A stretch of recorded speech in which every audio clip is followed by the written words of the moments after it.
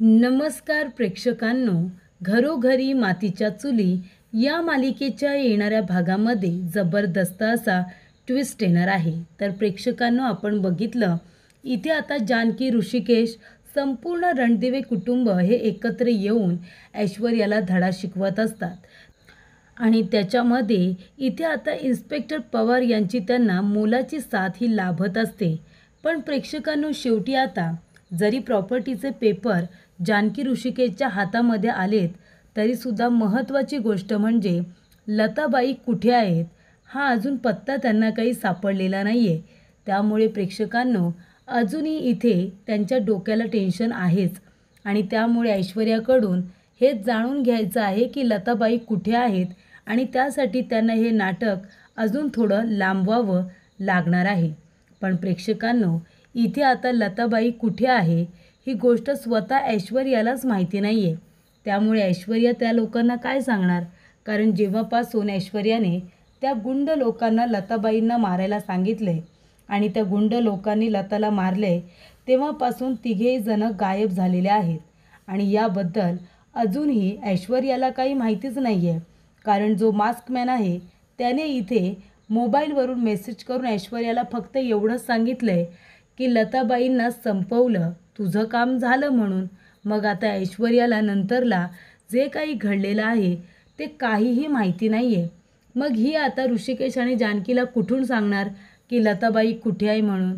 पण प्रेक्षकांनो, आता इथे ऐश्वर्या फसलेली असते कारण ज्या मास्कमॅनने लताबाईला वाचवलेलं असतं आणि ज्याने ऐश्वर्याबरोबर रणदिवेंच्या प्रॉपर्टीचं डील केलेलं आहे 50 कोटीचं, त्याला आता ऐश्वर्याकडून रणदिवेंच्या प्रॉपर्टीचे पेपर हवे आणि त्या माणसाने स्पष्टपणे सांगितले, जर तू मला रणदिवेंच्या प्रॉपर्टीचे पेपर दिले नाहीस तर मी तुला संपवून टाकणार, मी तुला मारून टाकणार।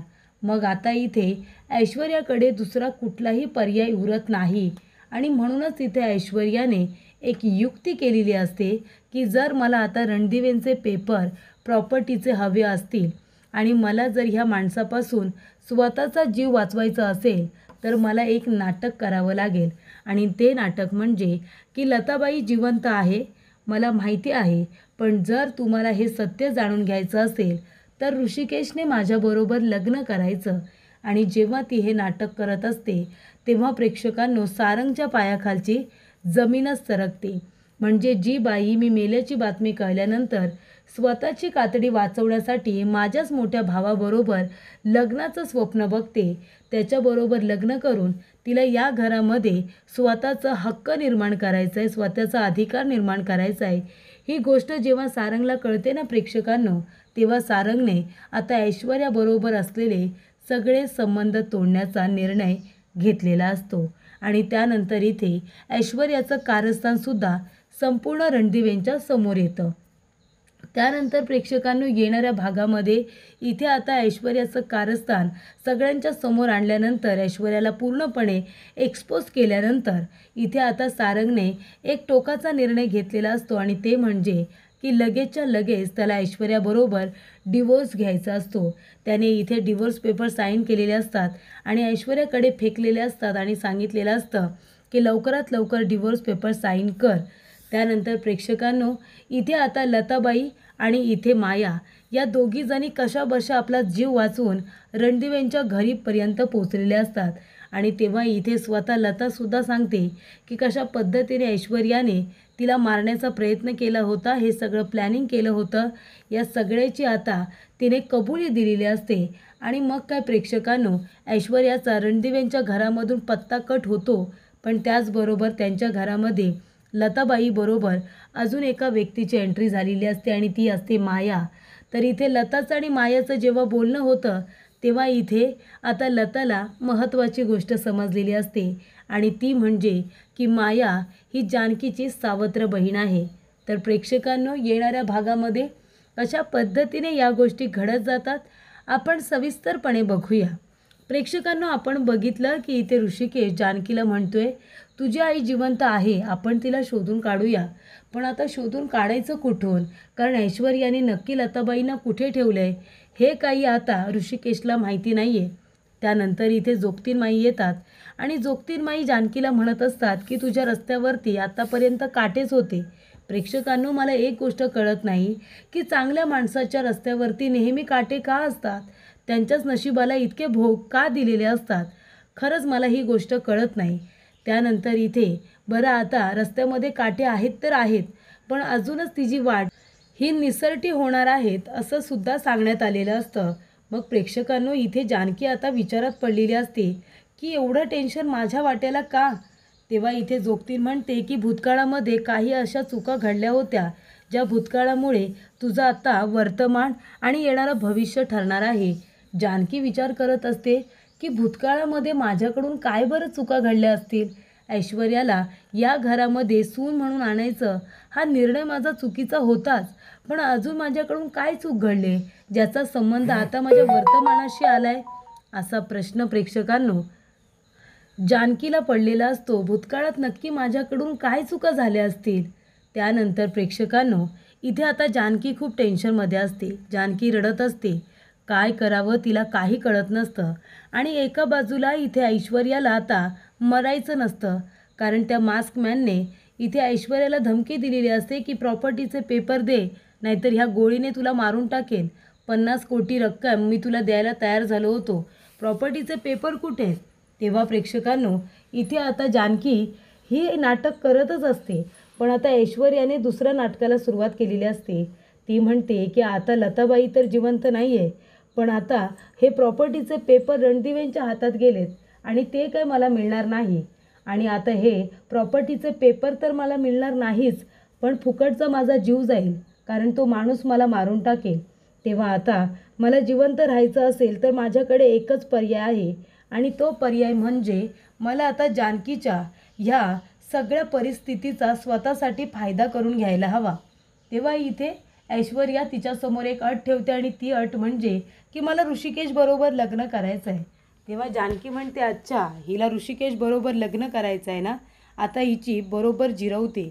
त्यानंतर प्रेक्षकांनो, इथे आता लताबाई म्हणत असतात की माया, हे बघ बाळा, आपल्याला आता एक आपली संधी फसली म्हणून गप्प राहून जमणार नाही आहे. इथून आपल्याला काही करून बाहेर पडावंच लागणार आहे. पण कसं काय बाहेर पडायचं? हे बघ, आता जो मेन माणूस येतो ना टोपी वगैरे घालून, त्याच्या हातामध्ये बंदूक असते, तेव्हा आपण काही करू शकत नाही. पण इथे एक माणूस आला होता जो भाजी वगैरे घेऊन येतो, किराणा घेऊन येतो. तो माणूस आल्यानंतर आपण इथून बाहेर पडण्याचा विचार करू शकतो, कारण निदान त्याच्याकडे बंदूक तरी नसणार आहे. कसं वाटतं तुला? तेव्हा इथे आता माया म्हणत असते, बरोबर बोलताय तुम्ही. त्यानंतर प्रेक्षकांनो, इथे आता माया तिला आई म्हणत असते. तेव्हा इथे जानकी म्हणत असते की इथे ऐश्वर्याने आता नवीनच खेळ खेळले. तिला आता ऋषिकेश बरोबर लग्न करायचं आहे. कारण का? तर ती म्हणाले की ऋषिकेश बरोबर लग्न करून ती मला माझ्या आईचा पत्ता देणार आहे. त्यानंतर प्रेक्षकांनो, जानकी म्हणत असते की ऐश्वर्या हे सगळं का करते मला बरोबर माहिती आहे. आता प्रॉपर्टीचे पेपर आपल्या हातात आले आहेत. आईचा पत्ता जरी तिने दिला नाही, आपण कसंही आईला शोधून काढणार तिला माहिती आहे. त्यामुळे मग तिला आता ऋषिकेश बरोबर लग्न करून या घरामध्ये तिला राहायचं आहे, आणि मग ती परत कारस्थानं करतच राहणार. तिला स्वतःची कातडी वाचवायची आहे, म्हणून माझासुद्धा संसार उद्ध्वस्त करायला मागे पुढे बघत नाही आहे ती. थांब, आता तिची अशी वाट लावते ना की आयुष्यभर हे लग्न तिच्या लक्षात राहील. त्यानंतर प्रेक्षकांनो, ठरल्याप्रमाणे इथे तो माणूस आता आलेला असतो, जो भाजी वगैरे घेऊन आलेला असतो. त्याच्या हातामध्ये पिस्तूल नसते, हे लताने बघितलेलं असतं. लता म्हणते की अच्छा, या माणसाकडे पिस्तूल नसते ना, आपण या माणसाला मारायचं आणि मग इथून निघून जायचं. आपल्याला काही त्याचा जीव घ्यायचा नाही आहे, फक्त आपल्याला त्याला इथे बेशुद्ध करायचं आहे आणि पळून जायचं आहे. प्रश्न माझ्या मुलीच्या आयुष्याचा आहे. त्यानंतर प्रेक्षकांनो, इथे आता ऋषिकेश म्हणत असतो, ऐश्वर्या, तुला हे सगळं करून काय मिळतं आहे गं? काय मिळणार आहे सांग ना. तेव्हा ऐश्वर्या म्हणते की समाधान मिळणार आहे त्या जानकीचं आयुष्य उद्ध्वस्त केल्याचं. समजलं तुम्हाला? तेव्हा जेवढं बोलते तेवढं बघा, जमतंय का? तेव्हा प्रेक्षकांनो, इकडे आता लताबाई आपला जीव वाचवण्याचा प्रयत्न करत असतात जानकीसाठी, कारण जानकीचा जीव धोक्यात आहे हे बरोबर आता तिला माहिती असतं. त्यामुळे इथे आता अवंतिका म्हणत असते, ही ऐश्वर्या किती नीच बाई असेल, म्हणजे तिला सौमीबरोबर लग्न करायचं होतं. त्यानंतरला सौमीने माझ्याशी लग्न केलं आणि मग सारंग भाऊजींजवळ लग्न केलं आपला बदला घेण्यासाठी. आणि आता सारंग भाऊजी नाही आहेत तर तिला ऋषिकेश दादांबरोबर लग्न करायचं आहे. त्यानंतर प्रेक्षकांनो, इथे आता महत्त्वाची गोष्ट समोर आलेली असते. जेव्हा इथे आता लता आणि मायाचं बोलणं सुरू असतं तेव्हा तिला लता विचारते की तुझं नाव काय बाळा, तुझ्या आईवडिलांचं नाव काय? आणि माया आता आपलं पूर्ण नाव सांगते. तेव्हा तिच्या नावामध्ये तिच्या वडिलांचं नाव येतं आणि त्यांचं आडनावसुद्धा येतं. तेव्हा इथे लताला कळलेलं असतं की ही मुलगी दुसरी तिसरी कुणी नाही, तर इथे आता लताचा नवरा जो तिला सोडून निघून गेला होता त्याने दुसरं लग्न केलं होतं आणि त्याची ही मुलगी माया, म्हणजे माया ही जानकीची सावत्र बहीण आहे. आणि जेव्हा ही गोष्ट आता लताला कळते तेव्हा लता ती गोष्ट मायाला सांगत नाही, पण तिला एक गोष्ट कळलेली असते की ही सुद्धा माझी मुलगीच आहे. त्यानंतर प्रेक्षकांनो, इथे माया आता तिची सावत्र मुलगी आहे हे कळल्यानंतर लताला आनंदसुद्धा होतो, पण भीतीसुद्धा वाटते, कारण तिचाही जीव धोक्यातच असतो. त्यानंतर प्रेक्षकांनो, एका बाजूला लताला स्वप्न पडतं की माझ्या मुलीचा जीव धोक्यात आहे. ती झोपेतून आता ताडकन जागी होते. तिच्यावरती तो आता माणूस गोळी घालतोय, जो हॅट वगैरे घालून तोंडाला मास्क वगैरे लावून जो माणूस येतो तो जानकीला गोळी घालतोय असं स्वप्न आता लताला पडलेलं असतं. आणि लता आता स्वप्नातून जागी होते. तेव्हा लता म्हणते की मला जावं लागेल, माझ्या मुलीचा जीव धोक्यात आहे. त्यानंतर प्रेक्षकांनो, इकडे आता जानकीचा जीव धोक्यात असतोच, पण आता लता आपल्या मुलीचा जीव वाचवायला जाते. ज्या वेळेला भाज्या वगैरे घेऊन तो माणूस येतो ठरल्याप्रमाणे इथे आता माया आणि लता दोघीजणी त्या माणसाच्या डोक्यामध्ये वजनदार वस्तू मारतात आणि त्याला बेशुद्ध करतात आणि दोघीही तिथून पळून जातात. त्यानंतर प्रेक्षकांनो, तिथून त्या दोघीजणी रणदिवेंच्या घरी आलेल्या असतात आणि तिथे आता लताला जिवंत बघितल्यानंतर ऐश्वर्याचं कारस्थान उघडं पडतं. ऐश्वर्याचं कारस्थान उघडं पडल्यानंतर इथे आता लता आणि माया दोघीजणी सांगतात की कशा पद्धतीने त्यांना किडनॅप करण्यात आलं होतं. आणि इथे ऐश्वर्या जे काही लग्नाचं नाटक करत होती हे फक्त प्रॉपर्टीच्या पेपरसाठी करत होती, कारण तिला आता प्रॉपर्टीचे पेपर मिळवायचे होते. ते त्या माणसाला देऊन तिला तिचा जीव वाचवायचा असतो. पण आता प्रॉपर्टीचे पेपरही हातातून गेलेले असतात आणि त्याचबरोबर इथे लतासुद्धा परत आलेली असते. आणि तिथे सारंग तर लग्न मंडपामध्ये उभा असतोच. सारंग, लता आणि प्रॉपर्टीचे पेपर सगळं काही ऐश्वर्याच्या हातातून निसटून गेलेलं असतं. त्यानंतर प्रेक्षकांनो, सारंग तिथे येतो आणि म्हणतो, लग्न करायचं आहे ना तुम्हाला, पण आधी पहिल्या नवऱ्याबरोबर डिवोर्स तर करा. मी डिवोर्स पेपरवरती सही केले, आता तुम्हीसुद्धा या डिवोर्स पेपरवरती सही करा आणि मला या नात्यातून मोकळं करा, असं इथे सारंग म्हणतो. आणि त्यानंतर प्रेक्षकांनो, इथे आता ऐश्वर्याचा सगळा प्लॅन फ्लॉप झालेला असतो. सारंग परत आलेला असतो. सारंग जिवंत आहे. सगळ्या रणदिवेंनी तिच्या विरोधामध्ये इतकं मोठं कारस्थान रचलं होतं याबद्दल ऐश्वर्याला काही माहितीच नव्हतं. त्यानंतर इथे लताबाई आणि माया या दोघीजणी सोबतच आलेल्या असतात. त्या दोघींनी मिळून त्या भाजी देणाऱ्या माणसाला मारून इथे आता रणदिवेंच्या घरी परत येऊन आपल्या मुलीला वाचवलेलं असतं. इन्स्पेक्टर पवार यांना तिने कबुली दिलेली असते की माझ्या मुलीने काही केलेलं नाही आहे. ह्या ऐश्वर्याच्या गुंडांनी आणि ऐश्वर्याने मला किडनॅप करून ठेवलं होतं आणि सातत्याने मारून टाकण्याचा प्रयत्न केला होता, पण माझं नशीब बलवत्तर म्हणून माझा जीव वाचलेला आहे आणि मी माझ्या मुलीच्या बाजूने आता साक्ष देते की तिने काहीही केलेलं नाही आहे.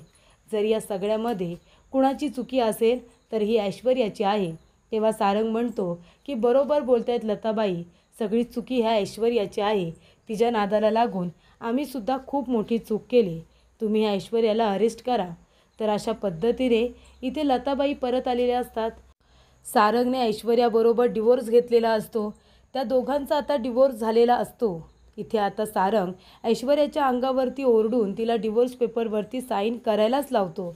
डिवोर्स पेपर साईन झाल्यानंतर सारंग म्हणतो की आता ऐश्वर्याला घेऊन जा.